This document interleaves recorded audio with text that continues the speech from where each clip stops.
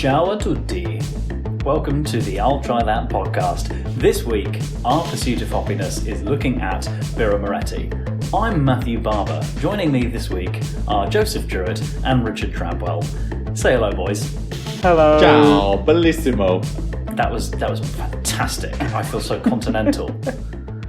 As I said, we're talking about Birra Moretti this week in our pursuit of hoppiness. A lovely, clean, crisp premium lager that I'm sure you'll all be very familiar with. Hey, Before we don't get give into the that, whole review away. Those are my three descriptors. I really was saving up till later. You'll be hearing me say those words more later in the show. Before that, we've the small issue of a hop topic. Who shall I go to for that? Drabbers, go. Hit us with some knowledge. Okay, so it's not so much knowledge, but it's something we need to discuss. So we've been doing a lot of virtual recordings recently. We have indeed. I would say, yeah. But we have planned our first in-face recording to be done this February. Yes. Yeah, it's kind of like a really bad blind date. When Yeah. when this episode comes out, we will have already done this recording that you're talking about. Yeah. Yeah. So basically, in a previous episode, I mentioned I've been doing my own homebrew. Yes. And so my homebrew has finally matured and it is ready to be drunk. And we're gonna do an episode all about my homebrew. Can I ask, have you bottled your homebrew? Is it ready and bottled? It's 100% bottled and sitting there waiting to be drunk. Now, how did you find the bottling process? Pretty simple. Great, that's all I need to know. No point to go into unnecessary detail. Yeah. I'm sure, the rest of us, we weren't interested to find out more about it. But yeah, that's fine. That's great. It's fine. Look, I'm going to save all of that part for the episode because when we review it completely. But the trouble is, I'm currently struggling with a name for my IPA that I have created. So what I want for that is I've got two. I need some names thrown out from you guys for what my IPA should be called. But then I'm also going to do a bit of market research because I've started working on a label as well. And I just need some feedback from the label. So we'll start with names and then I will show you some pictures of a label I've been working on and you can give me some feedback if that sounds okay. I can't wait for this. Yeah. Reviewing labels, names of This is beers. right up your street. I mean, this sounds like up my alley, if I'm quite honest. Yeah. Okay. So first things first. If you could throw some names out for my IPA that I've created, that would be great. So, I've had an interesting situation recently where I was talking to my dad about beer.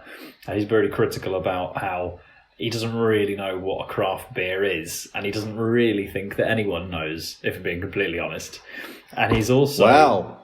Okay. You should listen to our last episode where we defined by the Brewers Association what craft brewing means. I don't want to break the fourth wall, but this single recording session is showing showing the cracks. But he also argued that I said, IPA. People say an IPA. Is it really an IPA? Because, that whole thing about going to India and all that sort of thing. And then he said, it's true. Lots of people probably don't know what an IPA is. So we said, I think he even said the phrase, what's an IPA? And then he's like, that's a good name for one. Call it Watson. And there could be, what's an IPA? For the people out there who drink them and don't really need to know what's actually gone on in the background. But you've also stumbled across, Barber, the name of a brand, which is fantastic because then you can name all of your beers the name of what the beer is. Pale ale, lager, and it can all be under the Watson brand. Watson. So you've got a Watson Pale Ale. What is an pale ale? What is beers? What is beers? What is this? Yeah, actually, I think you've stumbled across something. That's also very memeable. So you've hit into one of the main tools that marketers are and should be tapping into, really, but they aren't really in the beer industry. Is the meme side of advertising, which is actually make it relevant for people what they're doing right now. Everyone's spending a lot more time on the internet than they ever have done before, and they're learning things, pop culture, news, facts about other people through memes. There you go. And also, my other suggestion, slightly niche pop culture reference. I used to really love Futurama. They had a thing with a car, and they were like, "What's the car going to be called?" And I think this would be a good name for the beer: Thunder Cougar Falconbird. That's a Cougar Falconbird. I like that. I think that's sexy. That's great. Go on the Joe. Any Talking names about from you? great names of stuff, though, I do think that the best name I've ever heard of there's obviously, when you put it out and ask the public, Rich, you're kind of opening yourself up for this, where you ask the 100%. public for things, you come back with some crackers. So there is an actual train that's called Trainee McTrainface, because that went out to a public vote, and people voted Trainee Was that before the McTrainface. boat? I had the Boaty McBoatface. And there is an RNLI, or an exploring boat that's called Boaty McBoatface. Oh, wow. So, Rich, if I'm quite honest, your beer brand and your bottled beers might be called Beery McBeerface. Well, you know what? I'm absolutely there for these sort of names, because when you guys see the picture I want to put on the label, I think you guys are going to love it as well. I mean, actually, I'm all about it. I think actually we should probably embrace the meme and let's call it a meme beer brand. Well, I was going to say then. So I'm going to show you the picture I would like to put on my label, and I would like your guys' opinion on it. Okay. I mean, this obviously isn't going to translate that well over audio, which is this main medium of this podcast. But Level we'll with you try right it now, anyway. listeners. These are all X-rated. There we go. Oh, Right, so yeah, you're tugging at the heartstrings here. That's what's Right, going on. so I have to explain a little bit about this, which I'm not sure I want to, if I'm quite honest. It isn't X-rated. But what Rich has shown us are 4 photos, a photo of each of the members of the podcast. So it's Barbara, Simo, myself, and Rich. And Barbara, there's a story behind your label, isn't there? Yes, there is. And actually, I come off quite well because this is not the worst photo of me, which, looking at the other 3, I think was the basis of your selections. There's a far worse picture of me from Joe's wedding, which was once shown to an attractive barmaid in Amsterdam against my will. There's a picture of me, in this instance, on the label, sat. I'm riding is it a dishwasher or a washing machine? It was a washing machine. It was a washing machine, wasn't it? Yep. I decided, for reasons I won't go into right now, to ride a washing machine down a lift in a block of flats in Bristol, and the size. Basically, we had to get the washing machine in the lift, and then someone had to be in the lift. Because the lift could only be operated from the inside. Yeah, so that was our logic. Someone had to go in. Someone had to be nominated, and because you were the smallest, you were nominated. And by smallest, this is not a big margin. It was by millimeters, but you got. I was going to try and plug it as being the most trim and slimlined. Yes, okay. But essentially, the reason for my less than impressed look. Basically, on my us face, bigger boys got you into the lift. Yeah, and I thought it would be fine. This was also about 48 hours before our dissertations were due to be handed in. That's correct. And I had a bit of a panic and a wobble sat on the washing machine because it was a little bit too big. And this was a lift with an interior and an exterior door. And the interior door wouldn't shut, but the exterior door still locked. So I spent about 15 minutes sat on that washing machine thinking, oh my God, I'm that guy who got stuck on a washing machine in an elevator and missed his dissertation hand in. So, again, this is a label of good memories for me. What's going on in these other pictures? These other pictures. I mean, that is the best story behind the pictures. I'm sure we'll get these labels. We'll brief to the others. So Simo is a fantastic, just casual. If I'm quite honest, it's a normal Simo face. It's a grimace that he's doing. For me, it's definitely a photo that's been taken from either University Freshers Week or a Tramps nightclub night, from yesteryear in Worcester, and I've got some sort of neon paint on my face, and I'm doing some lewd, tongue action at the camera, and then Drabbers is. I mean, if I'm honest, it's a normal picture of Drabbers. The moustache is obviously. It was last week. Yeah, it's a bit recent. It is the most recent photo out of the rest of them. But thanks, because I do myself a favour, but the you three, I mean, that's nightmare fuel. Let's be completely honest. Yeah. So all in all, am I right in saying that those are in contention? Yeah, for your labels? Yeah. So I've also got 4 other labels that I've made, but that was just I just wanted to see your review of one of the labels. Well, on the back of that, I think we have to make Barber's one a reality because it's got a great story behind it. But you probably need about half an hour to sit down and explain the label each time someone buys the beer. You're going to have a name that goes with it as well, like washing machine jockey or something like that for if you want to go with that photo. All right. Well, we're intrigued to find out the results of how of all things of your beer brands that you're setting up, the name, the label, and more importantly, what it tastes like. So we're excited for that in a couple of weeks' time. Stay tuned. I'm going to move us on. We're going to talk about Birra Moretti. And if I think about Birra Moretti, I think of Italy. That's where I left it at that. I'm assuming Moretti is someone's name, but I just hear the word Moorish. Also, Moorish beer. Okay. Like the first time I tried Birra Moretti was at a festival. So every time I hear Birra Moretti, I get a flashback to Jamie Oliver's Feastival. Is the only time I've ever drunk Birra Moretti properly. I remember working at a bar in Bristol, and one of the regulars in there used to come in. He'd always come in on Saturday night, and I was like, "How was your Friday night?" He was like, "Yeah, mate, proper sound. I went home, I had a couple of Morettis, and I went to bed." and I said, "Oh, Moretti." He's like, "Oh, mate, beautiful beer, absolutely beautiful Moretti." And then I gave it a try, and actually, it's been with me ever since.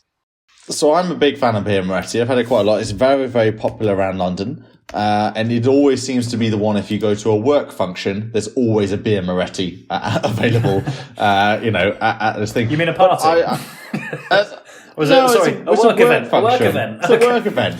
Come on. We're working. It's like a Christmas party. It's not a Christmas party. It's a work event. You've got a career as a politician going up, I think, mate. There you go. So, I was looking into a bit more about Birra Moretti, what it's all about. And so Birra Moretti has remained almost unchanged since 1859, which is when it was founded. It's a pretty good innings. And it was created by the most Italian named person I could think of, Luigi Moretti. You're going to tell me he's got a brother called Mario in a minute, aren't you? And what he referred to as his beer and ice factory. Beer and ice factory. Beer and ice factory. And it was founded more than a century ago, so 100 years ago, for those that don't know what a century is, in Udine, Italy. Yeah, where originates it from? In the Friuli region during the unification of Italy. You know what I really appreciate is like factories and shops that sell exactly what they're selling. So Birra Moretti was beer and ice, and we've got a shop that like near us that is just phone repair and alcohol. Like it's absolutely fantastic that the shop has gone. We're going to name what we do. Thank God. Like, I'm absolutely there for it. Like the genius who came up with nice biscuits. Yeah. Yeah, I do love a nice biscuit. What should we put on our biscuits? How about nice? Yeah. That's pretty good. Does exactly as it says on the tin. On sale. So, I'd still say that, knowing that Birra Moretti is from 1859, it's still made in a very traditional way. And as they say that they use the very best raw materials in their beer. Most beer companies will say something along the same lines. But what they say is that they have a special blend of quality hops. Again, they don't go into more detail about that. It's a very close guarded secret about what kind of hops they have and stuff. I guess, they're going down the whole, special recipe, USP, 5 secret herbs and spices sort of vibe. Five spice about this thing. Is it 5? So I think you and I were at cross references there. I was thinking 5 secret herbs and spices from Kentucky Fried Chicken, and I think you're thinking of Chinese 5 spice. It was a Michael McIntyre sketch.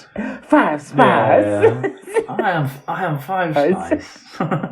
That's exactly what I was thinking of. That's it. All the best podcasts have got hosts with sort of like borderline telepathy about their references. Well, at least we know we're on the same page. Yeah, if not, completely not, but still. Same page, different book. Yeah. So, who do you think owns Birra Moretti? And Hojedish. Mr. Moretti. It's a good example. Mr. Moretti. It's not Luigi anymore. It's both wrong, unfortunately. It's Heineken Company. Oh. Bloody Heineken. Could have But guessed. are you surprised? No, not really. It's European beer. A big European beer that's available pretty much everywhere in Europe, and it's good. It's a good What's beer. it like? I'm becoming less and less surprised when a really nice beer has been brought out by a big company, and I'm just going to go, oh, okay. And I think to build on that, a nice beer, like actually what we're finding is Heineken are buying up quite some good. It's not just about the brand for Heineken; it's about the fact that they have a good tasting product, and that's really what they're judging quite a lot of their purchases on. We talked about their purchase of Lagunitas not that long ago. A very, very good product, which I attested to. So it seems like Heineken are trying with their new purchases of beer companies to kind of look at the product. I think I'd second else. that. I'd second that also because I know of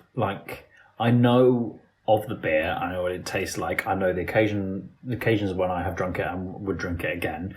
Weirdly, what comes to mind for me is that I'm going for a rather civilized picnic. This is obviously a lockdown story, and I want to say that I'm a little more sophisticated than our premium 4% lagers, and I wanted to go a little less obvious than, your Peroni or something like that. I'm going to have a couple of beers at a nice picnic scenario. I'm going for Birra Moretti and a lovely opaque brown bottle to combat against sunlight soiling, which is not the term for it, but is one I prefer more.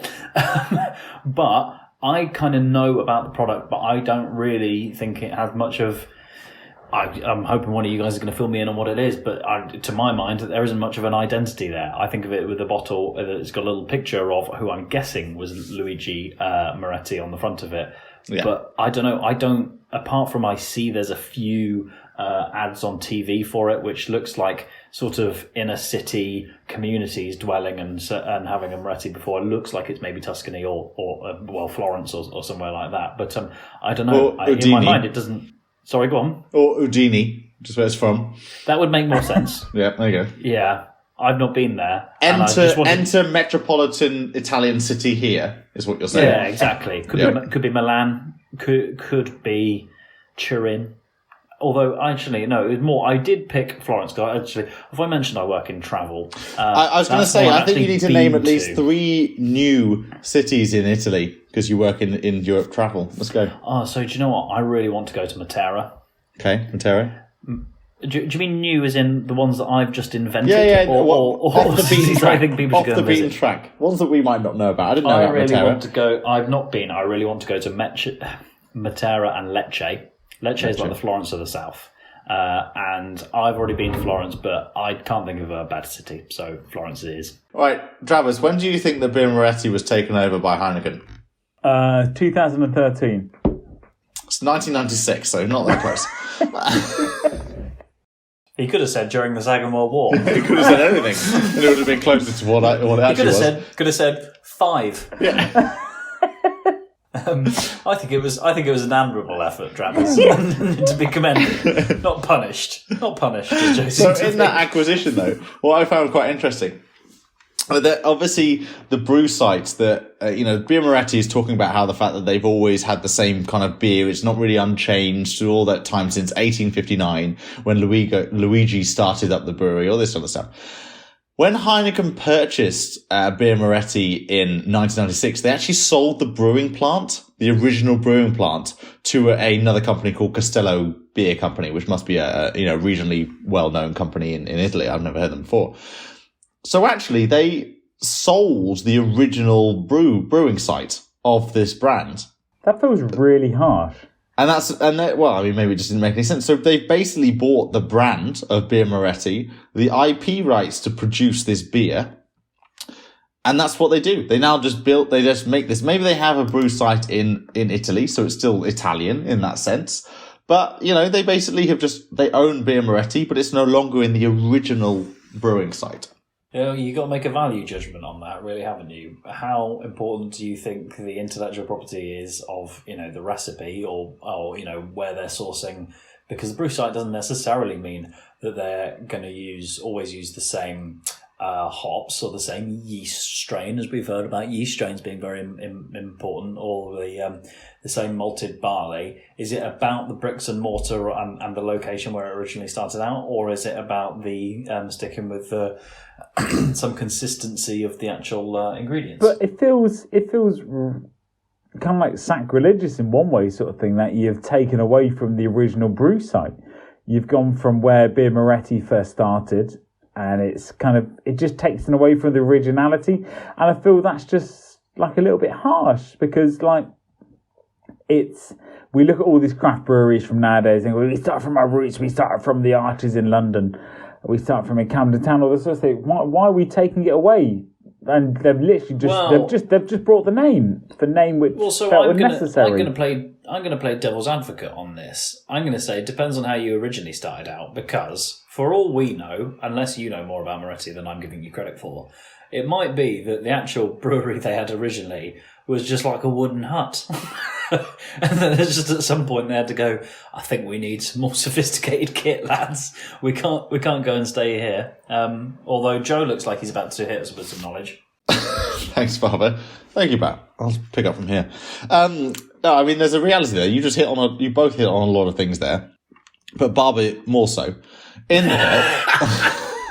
Yes, this is like winning the quiz all over again. But more so because, quite literally, breweries are going to expand. They're going to change, they're going to upscale. They're going to get bigger over time. You'd hope anyway. If you're doing it right, you're going to be getting bigger and you're going to be growing. And so not all brew sites can hold and sustain that growth.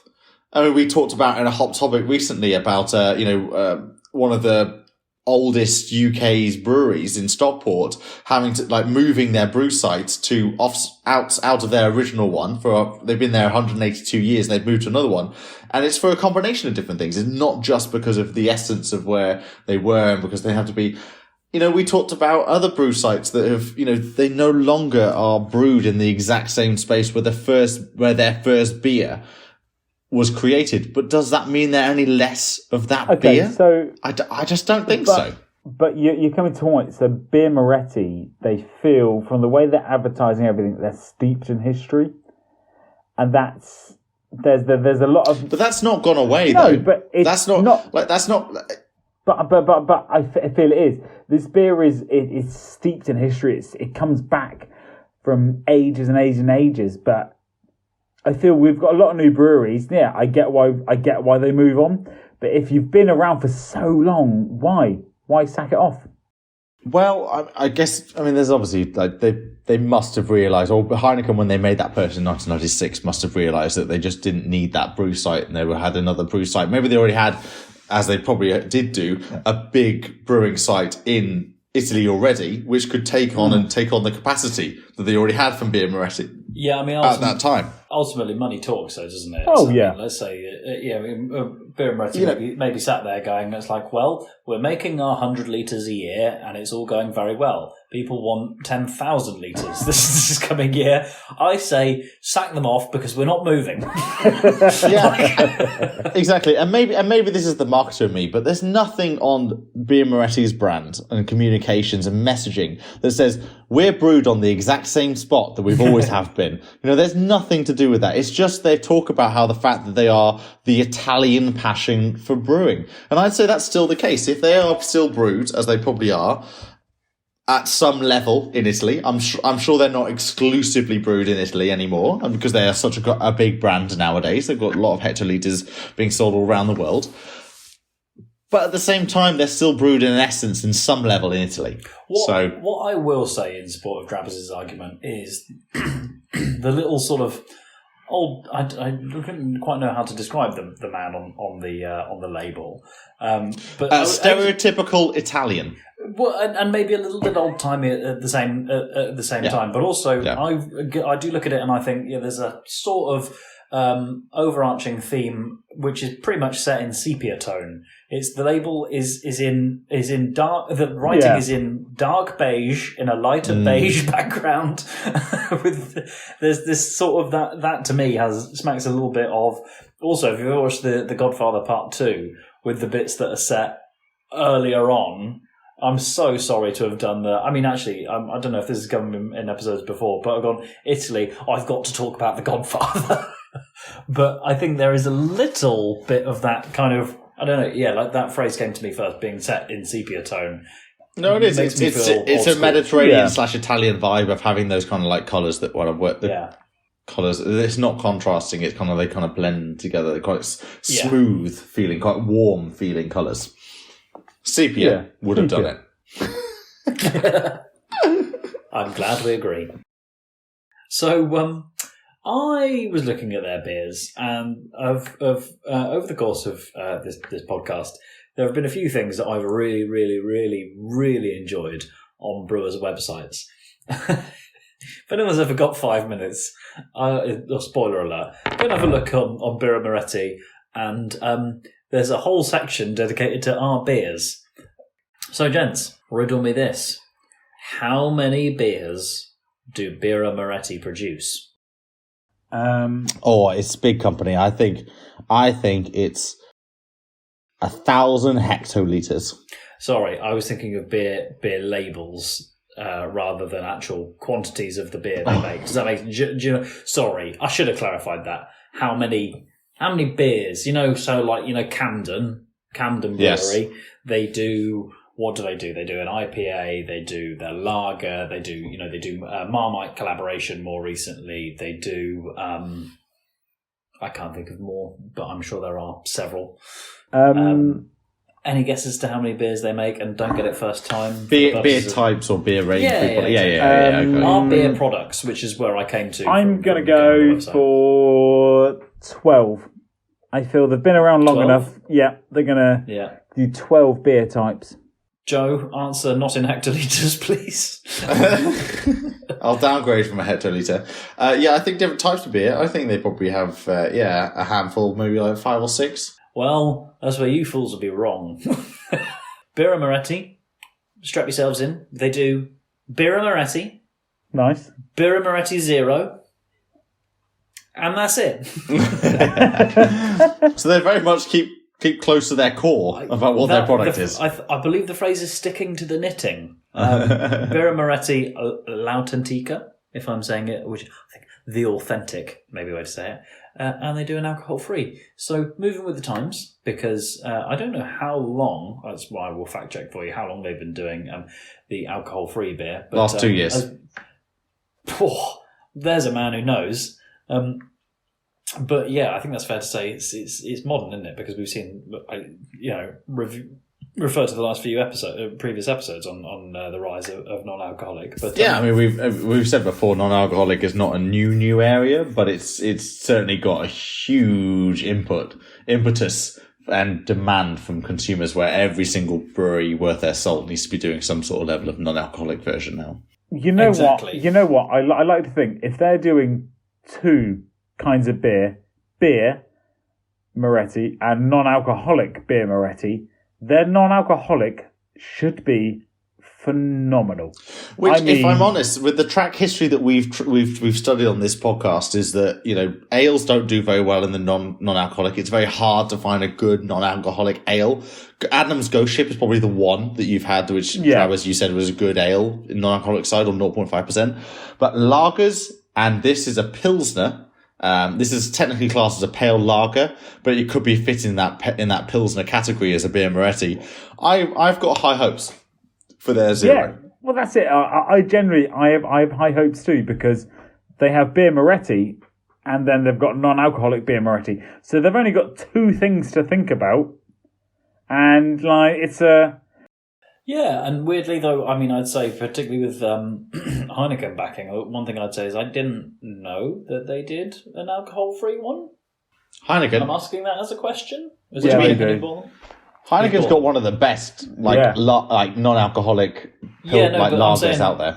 I'm saying Heineken bought Birra Moretti though, right? 1996. Yeah, so I would have thought, they would have a bit of economies of scale, shall we say, in the marketing sphere. Yes. I only knew, and there was me laughing at them for only doing 2 beers. In truth, prior to that, they, as far as I was aware, they only did 1. So, I'm saying that they should be pushing the non-alcoholic, but again, I think it's kind of just occupying that space a little bit, isn't it? That said, but this is the thing about Birra Moretti. It doesn't really advertise itself so overtly. It's just there. It's available, and it's gone very popular in the UK just because of availability and the fact that it's a good quality product. I think taste. We haven't really talked too much about the taste wise, but it's a clean, crisp. What are the other word that you need to use in this segment, Barbara? I think I called it premium, but yeah, clean and crisp would be the ones I would go for. Clean, crisp, and premium, Barbara. Yeah. Refreshing. Refreshing. There you go. I would say completely that. It's something a little bit different as well. Like it's not your average pale lager. You're thinking pale lager. You're thinking kind of something that hits with a more kind of a lighter palate. Maybe even a Budweiser. But Birra Moretti's got a bit of a flavour to it, hasn't it? Yeah, what percentage are we? It's 4.6%. Yeah, so that kind of nestles quite nicely in between your 4%ers and your Kronenberg 1664 stronger profile ones. I quite like that. To me, it makes a lot of sense to occupy that sort of middle ground. You know what? It's just I quite like Birra Moretti. It's a beer that sits well for me. If I was in a pub and they were like, we've got Birra Moretti, but like, yes, I'll probably get one of those sort of thing. And it's not something I would actively go out and search for in a supermarket or anything like that. But if they had it in a pub and they were like, we got Birra Moretti, I'd be like, yeah, I'll go for one of those.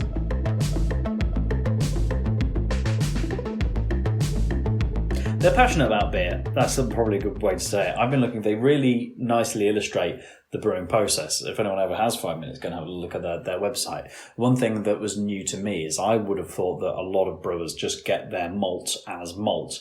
But I know that they do factor in that they get the barley, they mix it with the water, germinate into malt, then they dry it, and then they take the malt and roast, turn it into the flour that they're actually going to then turn into the wort.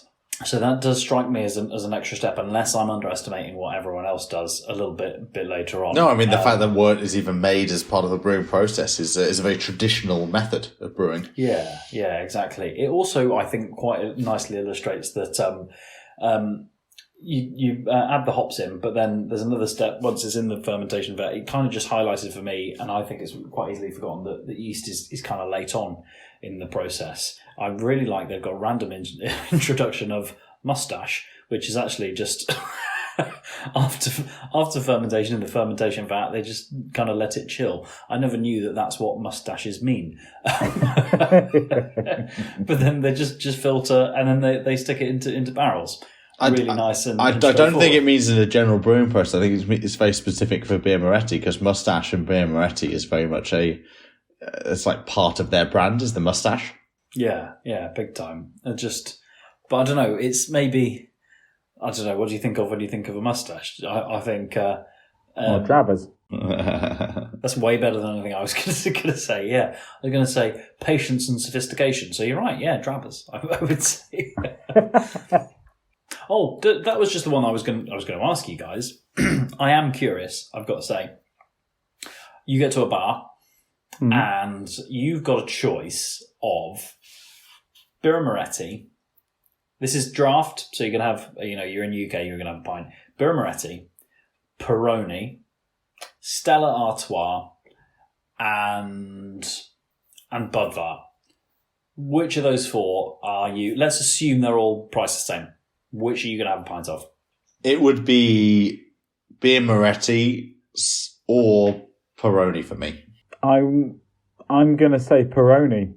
It'd be that would be my choice. A pint of Peroni. Premium drink over. Yeah, I think I'd go Moretti. I don't know. The thing is that's absolute nonsense. I'd change my mind each time I go in. I'd go for a Budvar every now and then. But I think out of those, it's interesting though, because it's like actually, Birra Moretti is not it is not the biggest beer in that premium lager category, as we just discussed there. Out of that list that you said there, the Birra Moretti is probably in the third or fourth of that list. It's probably at the lower end. Budvar might even be more popular because it's that Czech side. But Birra Moretti is popular in a lot of different ways, and it's been gaining popularity in the UK just because it's something that little bit different. Out of all those beers that you've just said, which are very clean, Pilsner-esque, lager-esque, pale lagers, Birra Moretti doesn't taste like a pale lager in that traditional sense. It's got something a bit different to it. It's got a bit more flavour to it, a bit more rounded notes. It's a bit more like kind of golden. Golden isn't even a taste, but you can almost taste golden. It's like it's a bit more ambery and stuff. It's a bit more like it's got that, and that's down to the hops that they're using. That's down to the different, more maltiness that they're getting through with the beer. The Italian passion. And I think the Italian passion does come through. But Peroni is the Italian passion as well. But it's a very different taste to Peroni. It's also, if you're thinking of both of them on the same spectrum of lagers, they're on opposite ends of the spectrum. Peroni being the clean, crisp lager spectrum, and Moretti being the more bodied, multi-flavour lager spectrum. So, Birra Moretti on Instagram has 6.5k followers, and on Twitter they've got 4k followers. But again, they split that up by country. So, here we go. Wow. So, I think if you're looking for a different type, if you're not a Peroni fan and you're more of a Brooklyn lager fan, then you're probably going to like a Birra Moretti. That is a really good observation. Yeah, it was a good analogy. That's why they pay the big bucks. And that's all we have time for this week's episode of the I'll Try That podcast. And so from me, Joe, Rich, Barber, and Simo, goodbye. Don't forget to follow us on Instagram, Twitter, I'll try that podcast.com, and watch us on YouTube. Goodbye now.